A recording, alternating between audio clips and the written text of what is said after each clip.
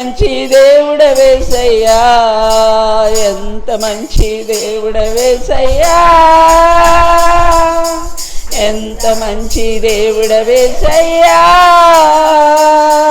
నా చింతలన్నీ తీరేనయ్యా నిన్ను చేరగా, ఎంత మంచి దేవుడవేసయ్యా, నా చింతలన్నీ తీరేనయ్యా నిన్ను చేరగా, ఎంత మంచి దేవుడవేసయ్యా. హల్లెలూయా, హల్లెలూయా.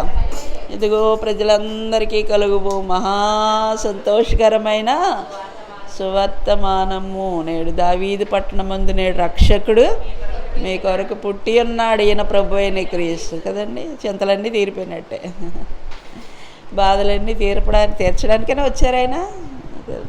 వాగ్దాన సంపూర్ణుడు, వాగ్దాన పుత్రుడు. అవునా?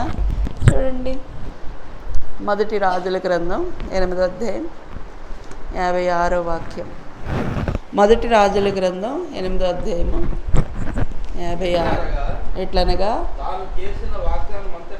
తాను చేసిన వాగ్దానం అంతటిని బట్టి ఇశ్రాయేలీయులకు తన జనులకు నెమ్మది దయచేసిన యెహోవాకు స్తోత్రం కలిగియుండునుగాక. తన దాసుడైన మోషే ద్వారా ఆయన చేసిన శుభ వాగ్దానము ఒక్క మాటైనా తప్పిపోయినది కాదు.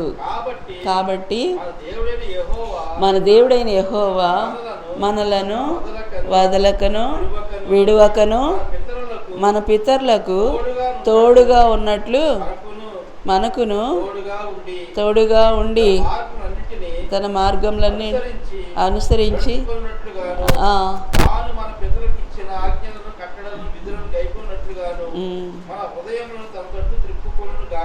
చాలండి. దేవునికి స్తోత్రం కలుగును గాక. సొలొమోను దేవుని మందిరం కట్టిన తర్వాత ఒక చక్కటి ప్రార్థన చేశాడండి. అవునా? 54 నుంచి మనం చదువుతాం. సొలొమోను ఇలాగూ ప్రార్థించుటయు విన్నపము చేయుటయు ముగించి ఆకాశం తట్టు తన చేతులను చాపి యెహోవా బలిపీఠం ఎదుట మోకాళ్ళునుట మాని లేచి నిలిచిన తరువాత అతడు మహాశబ్దముతో ఇశ్రాయేలీల అందరినీ దీవించాడంట. కాబట్టి దేవుడు మన జీవితంలో చేసిన ప్రతి మేలుని బట్టి దేవునికి ఏం చేయాలమ్మా? కృతజ్ఞతలు చెల్లించాల. కృతజ్ఞతాపూర్వకంగా మన విన్నపాలు దేవునికి తెలియచేయాలంట. ప్రతి ప్రార్థన ఆలకించే దేవుడు మనకిచ్చే వాగ్దానాలన్నీ శుభవాగ్దానాలే. బైబిల్ అంతా ఆదికాండం నుంచి ప్రకటన గ్రంథం వరకు మనం చదివితే నేను నీకు తోడుగా ఉంటాను, నేను నిన్ను ఆశీర్వదిస్తాను, నేను నిన్ను విడువను, నిన్ను ఎడబాయిను, చూడుము నా అరచేతుల్లో నేను చెక్కుకొని ఉన్నాను, ముదిమి వచ్చే వరకు నేను నిన్ను ఎత్తుకుంటాను, నేను నీకు ఆరోగ్యం కలుగు చేస్తాను, నేను నీకు సమాధానం ఇస్తాను, నీకు నెమ్మదినిస్తాను, నీకు సంతోషం ఇస్తాను. ఇవేనా ఉన్నాయి? నువ్వు తలగా ఉంటావు కానీ తోకగా ఉండవు, పైవాడిగా ఉంటావు కానీ కిందివాడుగా ఉండవు. అవునా? బైబిల్ గ్రంథంలో మనం చూడండి, శుభవాగ్దానాలు అంట, దేవుడిచ్చిన శుభవాగ్దానాలు. ఇక్కడ మనం చదువుకున్న వాక్యంలో కదా దేవుడు ఏం చెప్తున్నాడమ్మా? మోషే ద్వారా తాను తెలియచేసినటువంటి ప్రతి శుభవాగ్దానాన్ని నెరవేర్చాడా లేదా? కాబట్టి మన దేవుడైన యెహోవా మనలను వదలక విడువక 56లో అంటాడు కదా, తన దాసుడైన మోషే ద్వారా ఆయన చేసిన శుభవాగ్దానముల్లో ఒక్క మాటైనా తప్పిపోయింది కాదు. ఇశ్రాయేలీయుల జీవితంలో దేవుడు మోషేని నాయకుడిగా ఏర్పరిచి మోషే ద్వారా తన ప్రజలను నడిపిస్తున్నప్పుడు ఎన్నో వాగ్దానాలు. నేను మీకు ఆరోగ్యం కలుగు చేస్తాను. ద్వితీయోపదేశకాండం 28వ అధ్యాయం మీరు చూస్తే మీ దేవుడైన యెహోవా మాట మీరు శ్రద్ధగా వింటే కదా ఈ దీవెనలన్నీ మీ తల మీదకి వస్తాయి అన్నాడు. మీ గర్భఫలం దీవించబడుతుంది, భూఫలం దీవించబడుతుంది, మీ పంట దీవించబడుతుంది, మీరు కూర్చున్నప్పుడు లేచినప్పుడు దీవించబడతారు, మీరు లోనికి వచ్చినప్పుడు దీవించబడతారు, బయటికి వెళ్ళినప్పుడు దీవించబడతారు. అన్నీ దీవెనలే. దేవుని మాట గనక మనం వినగలిగితే ఆయన ఇచ్చే ప్రతి ఆశీర్వాదానికి మనం వారసులైపోతాం. దేవుడు మాట ఇస్తే ఏం చేయడంట? తప్పిపోడంట. మాట ఇచ్చి నెరవేర్చే దేవుడు మనకు ఉన్నాడు కదా. ఆయన ఇచ్చిన శుభవాగ్దానాల్లో ఏది తప్పిపోదంటండి. ప్రతి వాగ్దాన్ని నెరవేరుస్తాడు. దేవుని మందిరంలో మనం అడుగుపెట్టి ప్రతిరోజు దేవుడు మనతో మాట్లాడుతూనే ఉంటాడు. నేను నిన్ను ఆశీర్వదిస్తానని కొన్నిసార్లు కొన్ని విషయాలు మనం మర్చిపోతూ ఉంటాం. కానీ దేవుడు మర్చిపోతాడా? మర్చిపోడు. చూడండి, యోసేపు చిన్న వయసులో ఉన్నప్పుడు యోసేపుని తండ్రి ప్రేమించాడు. అవునా? యాకోబు యోసేపుని ప్రేమించాడంట. 12 మంది కొడుకులు ఉన్నారు, కానీ 12 మందిలో కడసారి వాడైనటువంటి యోసేపు తల్లి లేని వాడని అతి గారాభంగా తండ్రి అతని మీద ఎక్కువగా మనసు పెట్టుకొని అతన్ని ప్రేమించాడంట. తండ్రి చేత ప్రేమించబడ్డాడు కాబట్టి లోకం చేత, అన్నదమ్ముల చేత ద్వేషించబడ్డాడు. అవునా? మనం కూడా అంతే. దేవుడు నేను ప్రేమిస్తున్నాడా? దేవుడు నీ పట్ల బహుగా ప్రేమ కలిగి ఉన్నాడు. ఆయన మన తండ్రి. ఆ తండ్రి ప్రేమను మనం ఎప్పుడైతే కలిగి ఉంటామో తప్పకుండా మన మీద లోకస్తులకి ద్వేషం కలుగుతూ ఉంటుంది. దేవుని ప్రేమని మనం పొందుకుంటున్నప్పుడు మన యోసేపు సహోదరులే 12 మంది. అవునా? ఎవరు బయట వాళ్ళ? 12 మంది అన్నదమ్ములు. ఆ 10 మంది అన్నదమ్ములు కూడా యోసేపు మీద కక్ష పెట్టుకున్నారంట. దేవుడు తండ్రి చేత ప్రేమించబడ్డాడు కాబట్టే దేవుని యొక్క దర్శనాలు అతనికి కలగడం మొదలెట్టాయి బాల్యం నుంచి కూడా. మనం ఎప్పుడైతే మన తండ్రి చేత మనం ప్రేమించబడతామో తప్పకుండా దేవుడు నిన్ను దర్శించడం మొదలు పెడతాడు, నిన్ను ఆశీర్వదించడం మొదలు పెడతాడు, నీ భవిష్యత్తును దీవించడం మొదలు పెడతాడు. యోసేపుకి చిన్న వయసులోనే 17 సంవత్సరాల వయసులోనే దేవుడు అతన్ని దర్శించడం మొదలుపెట్టాడు. అవునా కదా? మొదలుపెట్టి ఆయనకి భవిష్యత్తు అంతా చూపిస్తూ ఉన్నాడు. మహారాజుని చేస్తానని కదా, అందరి పనులు ఆయనకి నమస్కారం చేస్తాయని తల్లిదండ్రులు కూడా తనకి సాగిలు పడినట్లుగా దర్శనాలు చూపించాడు. ఆ కళలను బట్టి ఒక పక్కన తండ్రి ప్రేమను పొందుకుంటున్నాడు, మరొక పక్క దైవ దర్శనాలు పొందుకుంటున్నాడు. ఈ అన్నింటిని బట్టి తన సహోదరులు తన మీద ఏం చేశారంట? కక్ష పెట్టుకున్నారు, పగ వేయించుకున్నారు. కానీ విచిత్రం ఏంటంటే దేవుడు ఆ బిడ్డని ఏ వాగ్దానాలు అయితే యోసేపు చేశాడు ఆ వాగ్దానాలతో ఆశీర్వదించడం మొదలుపెట్టాడు. అవునా కదా? అన్నగారులకు ఆహారం పట్టుకొని వెళ్ళాడంట. ఆహారం పట్టుకొని వెళ్తే ఏం చేశారు? ఆయన్ని తీసుకొని, ఇదిగోరా కళ్ళగానే వాడు వస్తున్నాడు, ఈయన్ని తీసుకెళ్ళి గోతులో వేద్దాం, ఏం చేస్తాడో చూద్దాం. గోతులో ఉన్నవాడు పైకి చూస్తాడా? ఆ పైన ఉన్నవాళ్ళు పైకి చూస్తారా? పైన ఉన్నవాళ్ళు కిందకు చూస్తున్నారు, గోతులో ఉన్నవాడు పైకి చూస్తున్నారు. దేవుడు ఎప్పుడు పైనే పెడతాడు కదా, పైనే పెడతాడు. పైకి చూస్తున్నాడు ఈయన, కిందకి చూడలేదు. కానీ ఆ పైన ఉన్న వాళ్ళందరూ కిందకి చూస్తున్నారు. మన జీవితం కూడా గోతులో పెట్టేశారు అనుకుంటాం మనం కదా. ఎవరైనా మనల్ని ఒకవేళ కింద పెడితే మనం పైకి చూస్తాం, మన తల ఎత్తుతాడు దేవుడు. తల ఎత్తబడుతుంది మనకి, తల దించుకోం. ఎక్కడ ఆ గోతులో నుంచి డైరెక్ట్గా ఎక్కడికి వెళ్ళిపోయాడు? పోతీఫర్ ఇంట్లోకి వెళ్ళిపోయాడు. దాసుడిగా అమ్మబడ్డాడు. అవునా? దాసుడిగా అమ్మబడ్డాడు. ఒక మహారాజుగా కాదు అమ్మబడతాడు, దాసుడిగా అమ్మబడ్డాడు. కానీ అక్కడ ఎలా ఉన్నాడు? దాసుడు మహారాజు అయిపోయాడు, ఇంటికి యజమానుడు అయిపోయాడు. పోతీఫర్ అంటే తన ఇంట్లో ఏముందో ఏం లేదో కూడా తెలియదు. యోసేపు అక్కడ పైవాడిగా ఉన్నాడు. అవునా? ద్వితీయోపదేశకాండంలో మీరు చూడండి, పైవారిగా ఉంటారు కానీ క్రిందవారిగా ఉండరు. 28వ అధ్యాయంలోకి వస్తే ద్వితీయోపదేశకాండం చూడండి, 14వ వాక్యం. అన్యున దేవతలను అనుసరింపకయు వాటిని పూజింపకయు నున్న ఎడల నీవు అనుసరించి నడుచుకొనవలనని నేడు నేను నీకు ఆజ్ఞాపించుచున్న నీ దేవుడైన యెహోవా ఆజ్ఞలను విని వాటిని అనుసరించి గైకొనేళ్ళ యెహోవా నిన్ను తలగా నియమించును కానీ తోకగా నియమించడు. నువ్వు పైవాడుగా ఉందువు కానీ క్రిందివాడుగా ఉండవు. ఎలా వెళ్ళాడు అక్కడికి? తోకగా వెళ్ళాడు, ఒక దాసుడిగా వెళ్ళాడు. అవునా? ఒక కిందవాడిగా పనివాడిగా వెళ్ళాడు. కానీ దేవుడు అక్కడ ఏం చేశాడంటమ్మా? పైవాడిగా పెట్టాడంట. అవునా కదా? నిన్ను తలగా నియమించును కానీ తోకగా. పోతీఫర్ ఇంట్లో ఏముందో ఏం లేదో పోతీఫర్కే తెలియదట. యోసేపుని దేవుడు పోతీఫర్ ఇంట్లో అంతగా హెచ్చించాడు. మనం హెచ్చించే కొలది ఒక్కొక్క మెట్టు ఎక్కే కొలది ఒక్కొక్క శ్రమ వస్తూ ఉంటుంది మన జీవితంలో, ఒక కష్టం వస్తూ ఉంటుంది మన జీవితంలో. కృంగిపోకూడదు. అయ్యో నాకు ఈ రోగం వచ్చింది ఏంటండి, అయ్యో నేను హాస్పిటల్లో జాయిన్ అయ్యాను ఏంటండి, అయ్యో నాకు ఇలాంటి బలహీనత వచ్చిందండి. ఆ బలహీనత దేవుడు తన మహిమ కొరకే పెట్టాడు నీ జీవితంలో, నిన్ను ఇంకొక మెట్టు ఎక్కించడానికే. ఆ శ్రమ నీ జీవితంలో ఒక మెట్టు ఎక్కించడానికే. మనం అనుకుంటాం కష్టాలు వద్దని, కష్టం వచ్చే కొలది నీ జీవితం పైకి వెళ్తూ ఉంటుంది అనమాట. ఒక శ్రమ వచ్చిందంటే దాని వెనక దేవుని గొప్ప ఆశీర్వాదం ఉంది. అందుకే క్రైస్తవుడు ఎప్పుడు కృంగిపోకూడదు ఏంటి. ఓ మంచి మేడ కట్టుకున్నాం అనుకో, కృతజ్ఞత కూటమి పెట్టుకుంటాం కదా. పెట్టుకోమా? కృతజ్ఞత కూటమి పెట్టుకుంటాం, సంఘం అంతా మన కొరకు ప్రార్థన చేశారు కాబట్టి సంఘం అంతటిని పిలిచి భోజనాలు పెట్టుకుంటాం. ఈ రోజుల్లో సంఘాన్ని పిలిచి భోజనాలు పెట్టుకునే వాళ్ళు లేరులేండి. ప్రార్థన చేసింది వాళ్ళే అయినా బంధువుల్ని పిలుచుకుంటూ ఉంటాం. అవునా? రక్త సంబంధాలు అసలు ప్రార్థన చేసిన వాళ్ళు వదిలేస్తాం.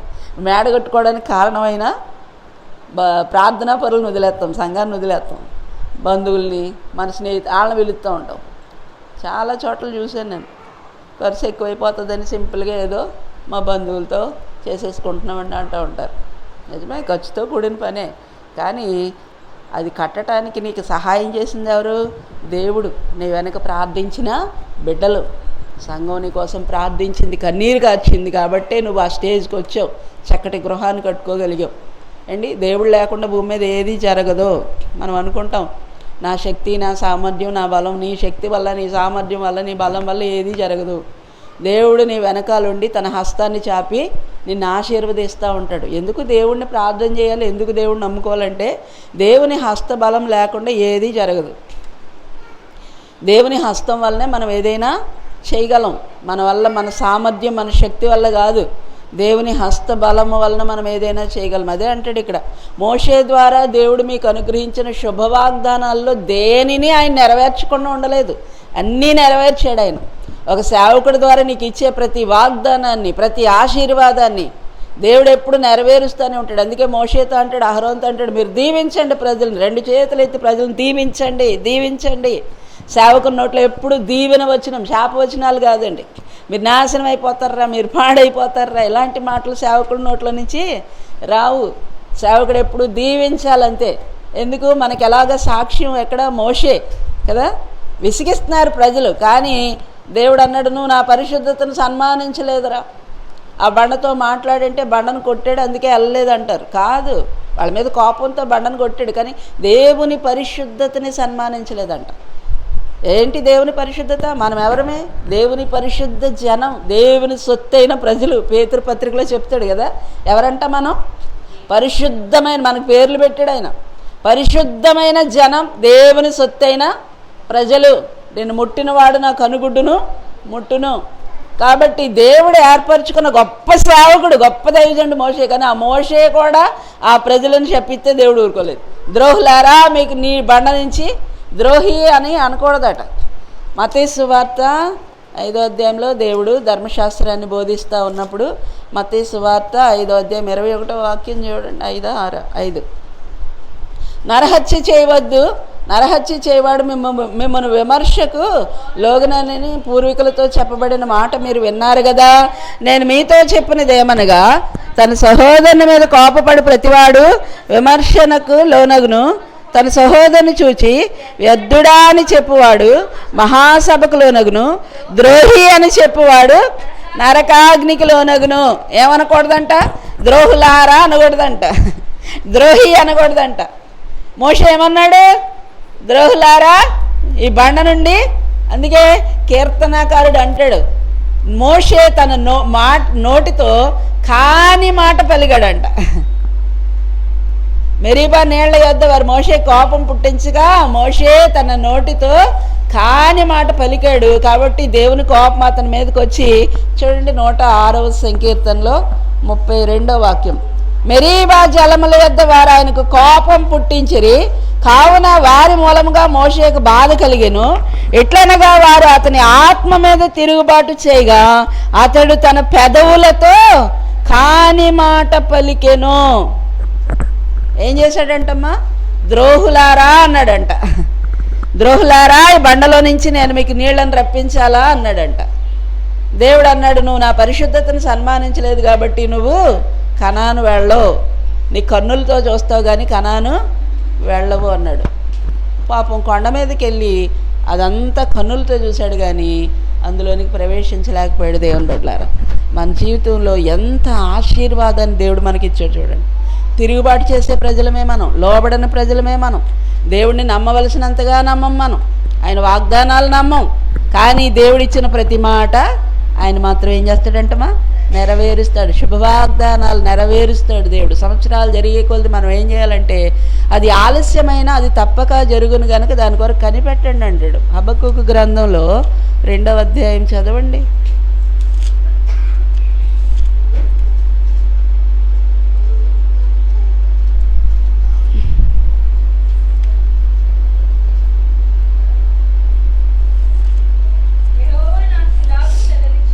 యెహోవా నాకు ఇలాగ సెలవిచ్చెను, చదువువాడు పరిగెత్తుచు చదువు వీలగునట్లు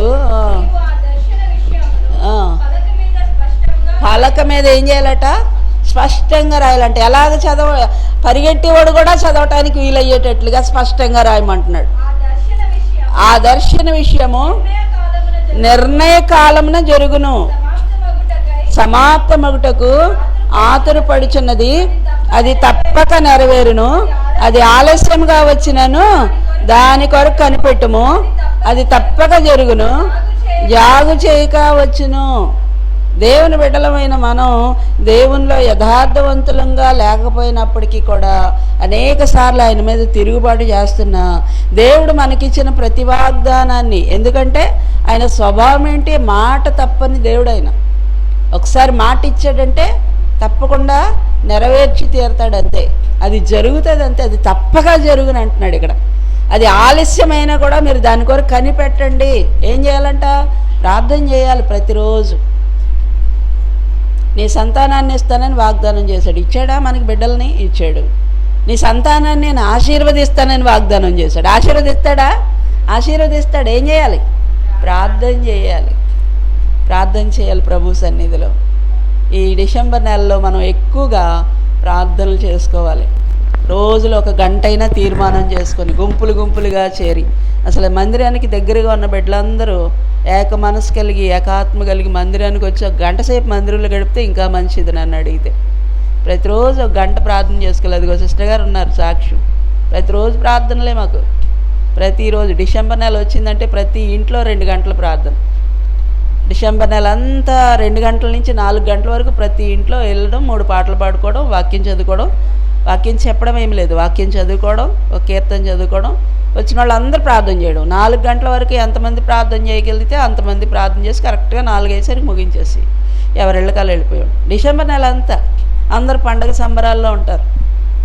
మేము చేసుకునే వాళ్ళం పనులు, మేము పనులు చేసుకునే ఇల్లు దులుపుకోవడాలు, ఇల్లు కడుక్కోవడాలు, ఇవన్నీ పనులు చేసుకొని సామాను దోముకోవడం అన్నీ చేసుకొని బట్టలకి బజార్లో వెళ్ళాలి, పిల్లలకి బట్టలు కొని, మనకు లేకపోయినా పిల్లలకైనా కావాలి కదా, వెళ్ళాలి బజార్, అన్నీ చేసుకుని ప్రార్థనకు మాత్రం సమయాన్ని ఇచ్చేవాళ్ళం. ప్రతిరోజు 2 గంటల ప్రార్థనలో గడిపితేనే సంతోషంగా ఉండేది. ఆ నెల అంతా ఏ ఇంట్లో కూడా కీడనే మాట వినపడకూడదు, పాడని. అవును, మొన్న ఇక్కడ ఎవరో నిర్మలమ్మ గారు ఎవరో చనిపోయారా, ఎవరో కాదా, ఇక్కడ కాదా, ఎవరోనమ్మా మొన్న నిర్మలమ్మ గారు అంట, పాస్టర్ అమ్మ గారు ఏదో అన్నారు, పాస్టర్ గారు ఎవరో చనిపోయారు అన్నారు. కోరి దగ్గరలో సుబ్బారావుపేట దగ్గరలో అన్నారు, సుబ్బారావు నగర్. సర్లే, ఏమైతే ప్రతిరోజు ప్రార్థన చేసుకోవాలి మనం బిడ్డల కొరకు. సంవత్సరం అంతా దేవుడిచ్చిన వాగ్దానాలు, 52 ఆదివారాలు, 52 శుక్రవారాలు, అవునా కదా. అంటే 104 దినాలు మనం దేవుని మందిరానికి వచ్చాం. మానకుండా వస్తేని 365 రోజుల్లో 104 దినాలు దేవునితోనే మనం గడిపామన్నా. 52 ఆదివారాలు, 52 శుక్రవారాలు. లెక్క పెట్టండి మీరు, ఇంటికి వెళ్ళి క్యాలెండర్ తీసి ఎన్ని ఆదివారాలు ఉన్నాయో, ఎన్ని శుక్రవారాలు ఉన్నాయి. ఎన్ని ఆదివారాలు వస్తే అన్ని శుక్రవారాలు ఉంటాయి. ప్రతి ఆదివారం మానకుండా దేవుని మందిరానికి. అసలు మనమైతే 2 ఆరాధనలు, ఉదయం ఆరాధన, సాయంకాలం ఆరాధన, 2 సార్లు, అంటే 2 52, 104 సార్లు శుక్రవారం ప్రార్థన. ఇంకా మరి మీరు మధ్య మధ్యలో ఎక్కడ ఎన్నెన్ని ప్రార్థనలకు వెళ్తున్నారో నాకు తెలియదు, కానీ మాకు చాలా ప్రార్థనలు ఉంటాయి.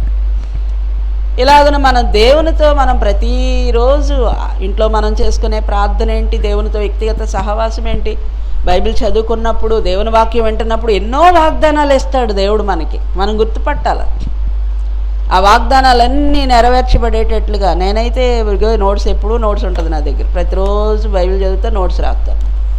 ఎన్ని నోట్స్లు ఉంటాయో ఇంట్లో. సంవత్సరానికి 3-4 నోట్స్లు అయిపోతూ ఉంటాయి. బైబిల్ చదవటమే కాదు, రాయటం కూడా. కూర్చొని చదివేసిన వాక్యాలే మళ్ళీ మళ్ళీ చదివినప్పుడు మళ్ళీ వాగ్దానాలు రాయడం, దేవుడు మనతో మాట్లాడిన ప్రతి ఆశీర్వాదాన్ని రాసుకోవడం, ప్రార్థన చేసుకోవడం. ఈరోజు ప్రార్థన చేసుకుని ఇంత వాక్యం ఎలా గుర్తుంటుంది, ఇన్ని మాటలు ఎలా గుర్తున్నాయి? ప్రతిరోజు దేవుని వాక్యాన్ని చదువుకోవడం, ధ్యానించడం, వాక్యాలు రాసుకోవడం, వాగ్దానాలు ఎత్తిపెట్టుకొని ప్రార్థన చేసుకోవడం. ప్రభువా నువ్వు మమ్మల్ని దీవిస్తానన్నావు, ఆశీర్వదిస్తానన్నావు, మా కన్నీరు తుడుస్తానన్నావు నాయన. నేను మీతో కూడా ఉన్నానన్నావు తండ్రి. మీ పిల్లల్ని ఆశీర్వదిస్తానన్నావు ప్రభువా. నువ్వు ఆశీర్వదిస్తే అది ఎన్నటెన్నటికీ ఆశీర్వాదమే నాయన. దేవుని సన్నిధిలో మనం కనిపెట్టి ప్రార్థన చేయడం, కనిపెట్టడం, ప్రార్థన చేయడం, కనిపెట్టడం. ప్రతి వాగ్దానం నెరవేరుస్తాడా, నెరవేర్చడా? మన అవిశ్వాసం చేత మనం ఏం చేస్తామంటే కొన్నిసార్లు నష్టాలు గుండా వెళ్తూ ఉంటాం. మంచి గృహం ఇచ్చాడు దేవుడు, అప్పు చేసే కట్టుకున్నావు, కానీ ఏమని ప్రార్థన చేయాలా? ప్రభువా అప్పు చేయాలన్నా, అప్పు ఇవ్వాలన్నా నువ్వు ఇస్తేనే కదా ఈ గృహాన్ని నేను కట్టగలను. అప్పు తీర్చి మార్గం లేదని ఇప్పుడు మళ్ళీ ఇల్లు అమ్మకం పెడతావా? మరి దేవునికి మహిమ ఎక్కడ వస్తుంది? ఏం చేయాలి మరి? ప్రార్థన చేయాలి. ఊరికే కూర్చొని స్తుతిస్తే చాలండి. నువ్వు దేవుని సన్నిధిలో కూర్చోవడం చాలు. కూర్చుందును నీ సన్నిధిలో దేవా ప్రతిక్షణం, ధ్యానింతును నీ వాక్యమును దేవా ప్రతిదినం కదా, ప్రతిదినం ప్రతి క్షణం దేవుని మాటలు ధ్యానించుకుంటా, వాగ్దానాలు ధ్యానించుకుంటా. ఈరోజు చదివిన వాక్యం నుంచి దేవునికి ఏ వాగ్దానాలు ఇచ్చాడో వాక్యాలన్నీ, ఆ వాగ్దానాలన్నీ నువ్వు నడుస్తున్నప్పుడు, కూర్చుంటున్నప్పుడు, వంట చేస్తున్నప్పుడు, పడుకున్నప్పుడు, మాట్లాడుతున్నప్పుడు ఆ వాక్యాన్ని ధ్యానించటమే. ధ్యానంలోనే ఎక్కువ ఆశీర్వాదం ఉంది, అవునే కదా? విన్నది ఇక్కడ విడిచిపెట్టేస్తే ఆశీర్వాదం లేదు. ఆ విన్న వాక్యాన్ని నెమరు వేయాలంట. పశువులు ఉన్నాయనుకోండి, గడ్డి మేసే పశువులు ఆహారం తినేస్తాయి. తినేసి ఒక చోట కూర్చొని ఏం చేస్తాయి? అది నెమరు వేస్తూనే ఉంటుంది. అది తింటనే ఉంటుంది. బాగా నమిలి మింగుతూ ఉంటుంది. దేవుని వాక్యం కూడా అంతే. మనం అవునా? దుష్టుల ఆలోచన చెప్పు నడువుక, పాపుల మార్గం నిలువక, అపహాసకులు చోటను కూర్చుండక, యెహోవా ధర్మశాస్త్రం ఆనందించుచు దివారాత్రము దానిని, దివారాత్రం బైబిల్ అక్కడ పట్టుకొని కూర్చుంటామండి. అంటే దేవుడిచ్చిన వాగ్దానాలు నీ గుండెల్లో పెట్టుకొని నువ్వు కూర్చున్నప్పుడు, లేచినప్పుడు ఈరోజు నీతో ఏం మాట్లాడాడు, ఏ వాగ్దానం ఇచ్చాడు, ఆ వాగ్దానాన్ని నువ్వు ఆ దినమంతా ధ్యానిస్తూనే ఉండాలి. ఆ దినమంతా నువ్వు ఆ వాక్యాన్ని ధ్యానిస్తూనే ఉండాలి. ప్రభువా ఆశీర్వదిస్తానని వాగ్దానం చేసావు కదా ప్రభువా. యోసేపు జీవితం చూడండి, శ్రమ వస్తుందా లేదా? శ్రమ వెంబడి శ్రమ గోతులో వేసేసారు. గోతులోంచి వేసి మళ్ళీ ఆళ్ళే తీశారు. గోతులో నుంచి ఎవరు గోతులో వేసారో ఆళ్ళే తీశారు. మళ్ళీ మిద్యానీయులకి అమ్మేశారు. వాళ్ళు తీసుకెళ్ళి పోతీఫెరుకు అమ్మేశారు. అక్కడ ఎలాగ అమ్మబడ్డాడు? దాసుడిగా అమ్మబడ్డాడు, పనివాడిగా అమ్మబడ్డాడు. కానీ దేవుడు అక్కడ యజమానిగా చేశాడు. అక్కడేమన్నా స్థిరంగా ఉన్నాడు, మళ్ళీ శ్రమ వచ్చింది. ఒక మెట్టు ఎక్కుతున్నాడు, మళ్ళీ కష్టం వచ్చింది. మన జీవితంలో అంతే. కష్టాలకు భయపడకూడదు. కష్టాలు ఎదురైనా నా యాత్రను సాగించు, నష్టాలలోనైనా స్తుతి చేయుట నేర్పించు. కష్టాలు ఎదురైనా నా యాత్రను సాగించు, నష్టాలలోనైనా స్తుతి చేయుట నేర్పించు.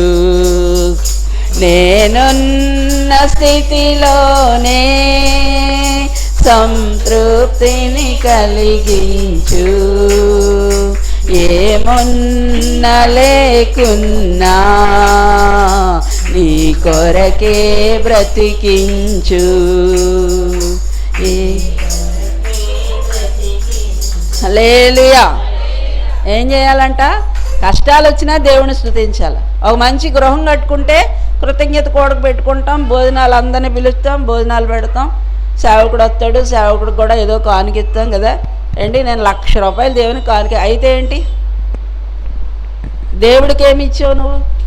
బంధువులందరినీ పిలుచుకొని బంధువులకు భోజనాలు పెట్టుకున్నావు, సేవకుడిని పిలుచుకొని సేవకుడికి కానుక ఇచ్చుకున్నావు. మరి దేవుడికి ఏం చేసావు నువ్వు? దేవుడికి నీవు ₹1,00,000 ఇస్తే సంతోషమా? ₹1,00,00,000 ఇస్తే సంతోషిస్తాడా? నీ ఆస్తి అంతా ఆయనకి ఇస్తే సంతోషిస్తాడా?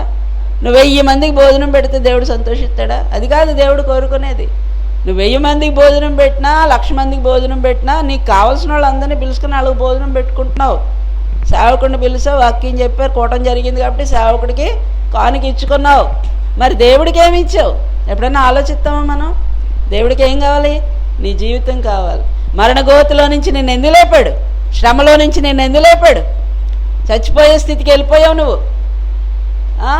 బతుకుతానన్న నమ్మకం లేదు, నీకు నిరీక్షణ లేదు, భయంకరమైన వ్యాధి వచ్చింది నీ జీవితంలో. డాక్టర్ స్వస్థపరుస్తాడా? మనం చెప్పాను కదా, డాక్టర్ స్వస్థపరచడు. నీ ఆస్తి అంతా ఇచ్చి నన్ను బాగు చేయండి బాబు అంటే నా చేతుల్లో ఏం లేదురా బాబు. నీ శరీరం నేను చేసే వైద్యానికి సహకరిస్తే నువ్వు బాగుపడతావు, సహకరించకపోతే నేనేం చేయలేను. నేను చేసే వైద్యానికి నీ శరీరం ఏం చేయాలా? స్పందించాలా. ఎన్ని టాబ్లెట్లు వేసినా నీ జ్వరం తగ్గకపోతే నేనేం చేయగలను? ఎన్ని మందులు ఇచ్చినా నీ వ్యాధి కుదరకపోతే నేనేం చేయను?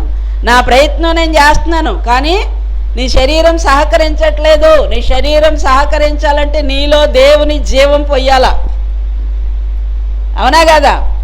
నీ శరీరానికి దేవుడు శక్తినివ్వాలా, నీ శరీరానికి దేవుడు బలాన్ని ఇవ్వాలి. ఇస్తేనే డాక్టర్ నిన్ను బ్రతికించగలడు, లేకపోతే డాక్టర్ కూడా ఏం చేయలేడు. మరి నిన్ను బ్రతికించిన దేవుడికి నువ్వేం చేస్తున్నావు? దేవుడికి ఏం అక్కర్లేదండి. ఆయన కొరకు నువ్వు బ్రతుకు, ఆయన కొరకు జీవించు. దేవుడు నిన్ను బ్రతికించిన తర్వాత మళ్ళీ నువ్వు వెళ్ళి సారా కొట్లో ఉంటే, దేవుడు నిన్ను బ్రతికించిన తర్వాత మళ్ళీ నువ్వు వెళ్ళి ఇంకొక పాపపు పనులు, పాపపు క్రియలు, పాపపు చేష్టలు నీలో కనపడుతుంటే ఎక్కడ ఉండాలి? నువ్వు దేవుని మందిరంలో ఉండాలి, దేవుని సన్నిధిలో ఉండాలి, దేవునితో ఉండాలి. ఏంటి దేవుడు నాకేం చేశాడు, దేవుడు నాకేం చేశాడు, దేవుడు ఎన్ని చేస్తుంటే కృతజ్ఞతగా ఉంటున్నాం మనం చెప్పండి.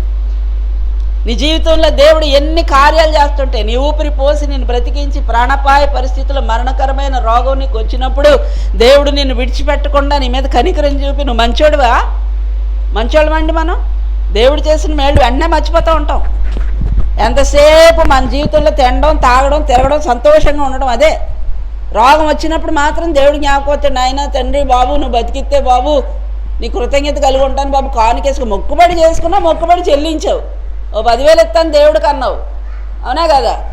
ఇచ్చావు దేవునికి, నువ్వు మొక్కుబడి చెల్లించావు. కానీ దేవునికి ఏం చేసావు?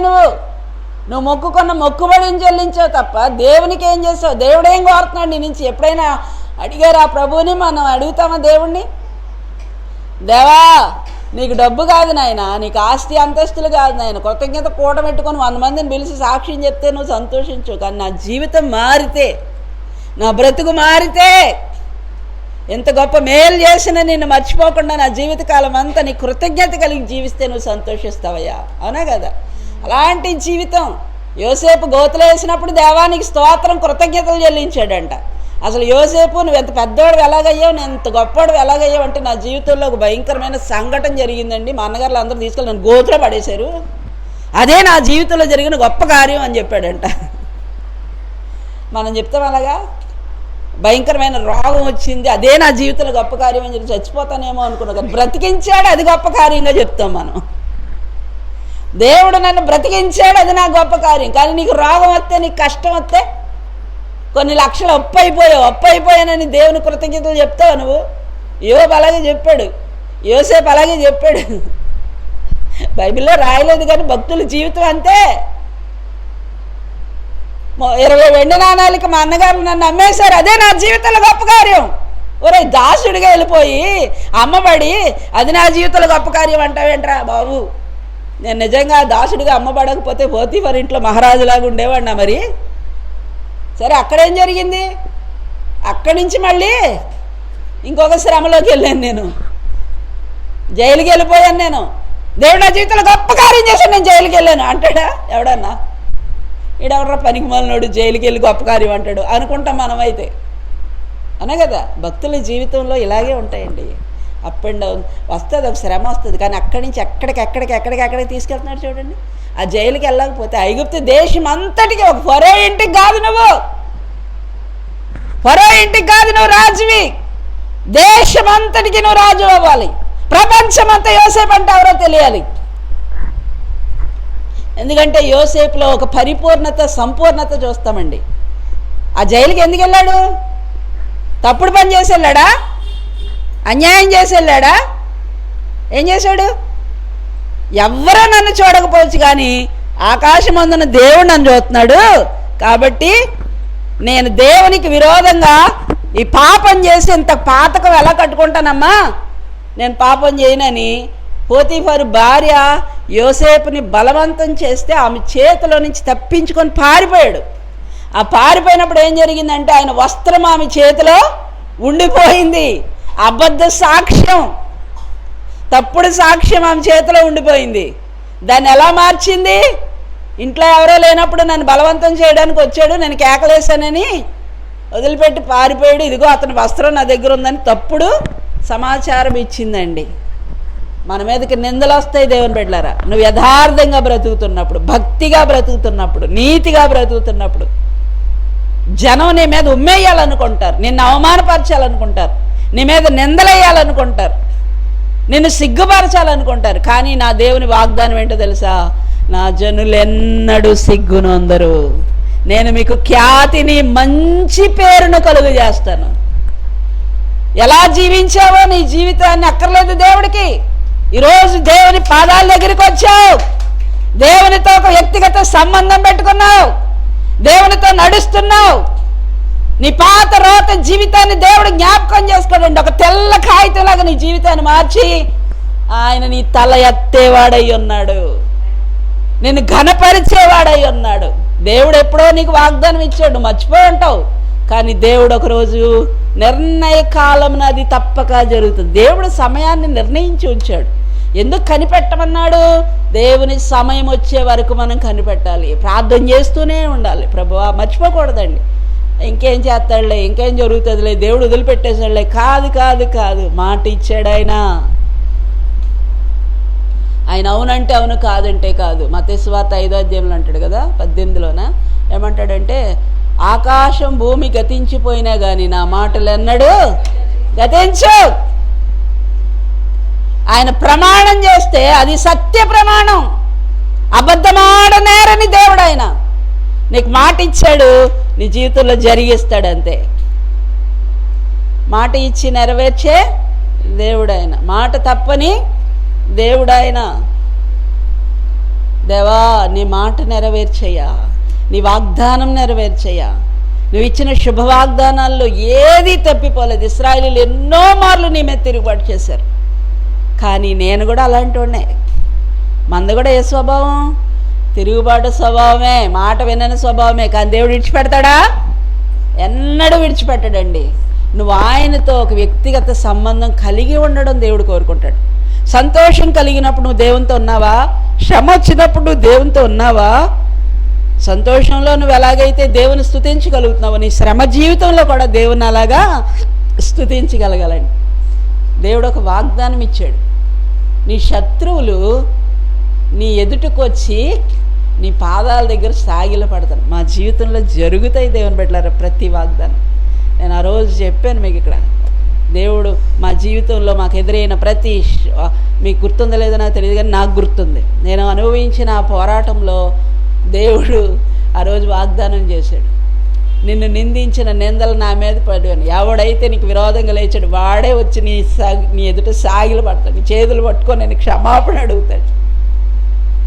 చూడాలి అలాంటి రోజులు, వినాలి అలాంటి సాక్ష్యాలు మన జీవితంలో. దేవుడు చేసే గొప్ప కార్యాలు దేవుని బిడ్డలారా. నిన్నెవరైతే సిగ్గుపరచాలనుకుంటారో, నిన్నెవరైతే అవమానపరచాలనుకుంటారో, దేవుడు వాళ్ళ ఎదుట మన తల ఎత్తుతాడంట. వాళ్ళు వచ్చి నిన్ను బాధించిన శత్రువుల సంతతి వారిని ఎదుటికి వచ్చి సాగిల పడతారంటాడు యెషయా గ్రంథంలో. చూడండి, యెషయా గ్రంథం 60వ అధ్యాయం చూడండి, 14. నిన్ను బాధించిన వారి సంతానపు వారు నీ ఎదుటికి వచ్చి సాగిల పడెదరు, నిన్ను తృణీకరించిన వారందరూ వచ్చి నీ పాదముల మీద పడెదరు. యెహోవా పట్టణమనియు ఇశ్రాయేలు పరిశుద్ధ దేవుని సియోననియు నీకు పేరు పెట్టెదరు. నువ్వు విసర్జింపబడుటను బట్టి, ద్వేషింపబడుటను బట్టి ఎవడునూ నీ మార్గం దాటిపోవట్లేదు. నిన్ను శాశ్వత శోభాతిశయంగాను బహుతరములకు సంతోష కారణంగా చేస్తాను. దేవునికి స్తోత్రం కలుగును గాక. హల్లెలూయా. ఎవరైనా మిమ్మల్ని బాధ పెడుతున్నారా? ఎవరైనా మీకు కష్టాన్ని కలుగు చేస్తున్నారా? దేవుడు వాగ్దానం చేస్తున్నాడు దేవుని బిడ్డలారా, నిన్ను బాధించువారు, నిన్ను తృణీకరించువారు వచ్చి, వాళ్ళందరూ వచ్చి నీ పాదాల మీద పడతారు. యోసేపు పాదాల మీద పడ్డారా అన్నగారులు? పడ్డారా లేదా? సాగిలు పడ్డారంట. యోసేపు ఎదుట సాగిల పడ్డారు, ఆహారం కొనుక్కోవడానికి వచ్చారు. ఆ దినాలు చూడాలి మనం, ఆ రోజు చూడాలి మనం. నిన్నెవరైనా బాధ పెడుతున్నారా? నిన్నెవరైనా ఇబ్బంది పెడుతున్నారా? ప్రార్థన చేయండి. జరుగుతాయా? ఇవన్నీ జరుగుతాయి, మా జీవితంలో జరుగుతాయి, జరిగినాయే చెప్తున్నాను నేను. ఎవరి వల్ల మనం ఎంత మానసిక ఒత్తిడిని, ఎంత కష్టాన్ని, ఎంత దుఃఖాన్ని, వేదన్ని, అవమానాన్ని అనుభవిస్తామో ప్రజల ముందు, దేవుడు వాళ్ళని తీసుకొచ్చి మన పాదాల మీద పడేటట్టు చేస్తాడంట. దేవుని బిడ్డలారా, యోసేపు జీవితాన్ని దేవుడు మన ఎదుటి పెట్టాడు. దేవుడిచ్చిన ప్రతి వాగ్దానాన్ని యోసేపు జీవితంలో నెరవేర్చాడా లేదా? దేవుడిచ్చిన వాగ్దానాలన్నీ శుభ వాగ్దానాలండి. ప్రార్థన చేయండి. మంచి గృహం కట్టుకోవడం దేవుని చిత్తమా కాదా? మంచి తిండి తినడం దేవుని చిత్తమా కదా? మంచి ఆరోగ్యం కలిగి ఉండడం దేవుని చిత్తమా కదా? అందుకే కదా దేవుడు ఏమన్నాడు, నేను నీకు ఆరోగ్యాన్ని కలుగు చేస్తాను, కట్టని ఇండ్లు నాటని పొలాలు నీకు ఇస్తాను అన్నాడా లేదా? నిన్ను తలగా ఉంచుతాను కానీ 28 ద్వితీయోపదేశకాండం 28 అధ్యాయం 15 వాక్యం వరకు కంటది పెట్టండి. అన్నీ దీవెనలే. వాక్యం నీ గుండెల్లో ఉండి ప్రతిరోజు ప్రభు దగ్గర ప్రార్థన చేయాలి. ప్రభువా కదా, నీ పాదములకు రాయి తగులకుండా వారు నిన్ను తమ చేతుల మీద ఎత్తి పట్టుకుంటారు అన్నాడు. ఏ అపాయము నీకు రాదు అంటాడు కదా. ఏ అపాయము నీకు రాదు. దేవుడు మన చేయి పట్టుకొని మనల్ని నడిపిస్తుంటే ఏంటి, మనకి మొన్న ఆదివారం ఆరాధన అయిపోయిన తర్వాత ఇంటికి వెళ్ళాను కదా. ఇంటికి వెళ్ళిన తర్వాత పడుకుంటే దుష్టుడండి, అపవాది వచ్చింది నాకు. అదే ఏజెన్సీ ప్రాంతంలో క్రిస్మస్ ఉంది కదా, ప్రార్థన చేస్తున్నాను. నేను ఎప్పుడు కూడా ఏంటంటే దేవుని దగ్గర మొరపెట్టుకుని ప్రార్థన చేసుకుని సడన్గా వచ్చి మనం ఏం చేస్తాం, ఇవ్వాలా వద్దా దేవుని వాక్కు. నేను దర్శనం వస్తేనే కానీ వెళ్ళనని కూర్చున్నాం అనుకో, దేవుని కార్యం అది, దేవుని పని చెయ్యాలా. సరే వాళ్ళకి వస్తామని చెప్పేసాం. 2వ తారీఖున వాళ్ళు పాంప్లెట్ వేసేసారు, వస్తామని చెప్పా. ప్రార్థన చేస్తున్నాను కానీ నాకేమి దేవుడు వాక్యం వర్తమానం ఇవ్వట్లేదు. నేను ఎప్పుడు ఎక్కడ వాక్యం సిద్ధపరచుకొని వెళ్ళను. నేను మామూలుగా రాసుకున్నవి దేవుడు ఆ సమయానికి నిలబడి వాక్యం చెప్తుంటే జ్ఞాపకం చేస్తే ఆ రిఫరెన్స్ కోసం బుక్ దగ్గర పెట్టుకుంటాను. కానీ మీకు తెలుసు, మీ మధ్యకి వచ్చి ఎప్పుడు వాక్యం చూసి చెప్పడం అనేది లేదు నాకు. దేవుడు ఆ రిఫరెన్స్ జ్ఞాపకం చేస్తే ఆ రిఫరెన్స్ చెప్తాను. ఇప్పుడు కూడా ఈ మాట జ్ఞాపకం చేశారు, ఎదుగుతా కూర్చున్నాను. పాత బైబిల్ అయితే ఆనవాళ్ళు ఉంటాయి, అండర్లైన్స్ ఉంటాయి. కొత్త బైబిల్ కదా గీతలు ఎట్టడం ఎందుకు లేని పెట్టలేదు. పాష్ గారు అంటారు, నువ్వు పాత బైబిల్ నువ్వు రెగ్యులర్గా చదువుకొని బైబిల్ తెచ్చుకోవాలంటారు. అదేమో బాగా నలిగిపోయి ఉంది. ఎక్కడికైనా వాక్యం చెప్పడానికి వెళ్ళినప్పుడు ఆ నలిగిపోయిన బైబిల్ కూడా కొనుక్కోలేదు ఇవిడ అనుకుంటారు. అవునా కదా? ఖరీదైన బట్టలు కట్టుకొని తిరుగుతుంది కానీ బైబిల్ కొనుక్కోలేదు ఏంటో 200 ఎట్టు అనుకుంటారు. కానీ ఖరీదైన బైబిళ్ళే ఉంటాయి నా దగ్గర.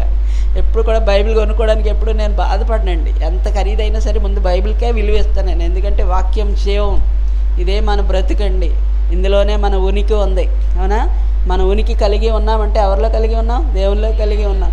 మొన్న వాళ్ళకి ఆ మాటలు చెప్తా ఉంటే ఎంత పాస్టర్ గారు వచ్చి మాకు కూడా చాలా బాగా చెప్పారు, అమ్మగారు చాలా బాగా చెప్పారు వాక్యం అని.